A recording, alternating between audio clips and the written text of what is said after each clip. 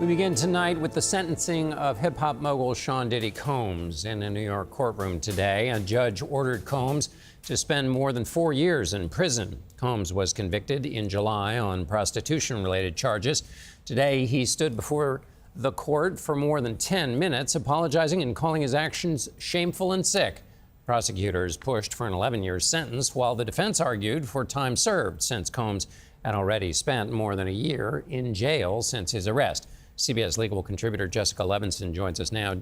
So, Jessica, what was the judge's reasoning for the ultimate sentence that he delivered?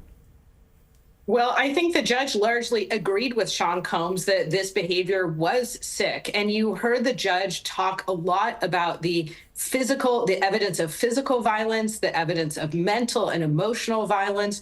The judge talked about essentially a massive amount of evidence. And he also talked about the idea that there needed to be a deterrent effect here, that people need to be held accountable for these types of crimes. And that obviously when it comes to punishment, we're looking just at the person who actually committed the crime, but also at the message this sends to the public. So I think all of those things together, plus the federal sentencing guidelines, are what the judge looked at in this case. Jessica, help me understand why the judge mentioned all of the behavioral aspects of Combs that have become so familiar. Why was he allowed to take those into account, given that those were things that really went to the charges about which Combs was acquitted?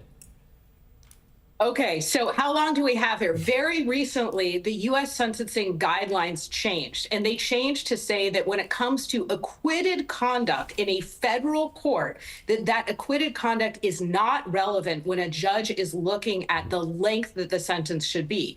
But there's a carve-out there that says unless that conduct helped in part to lead to the conviction of the offenses where there was the conviction. And then one more layer here, which is I think there's a question as to whether or not these federal sentencing guidelines are really mandatory. There was a case back in 2005 that said that the guidelines are not mandatory when it comes to U.S. federal court judges, that they're instead just guides. But that particular case, arguably not on all fours, look to this to be an issue on appeal.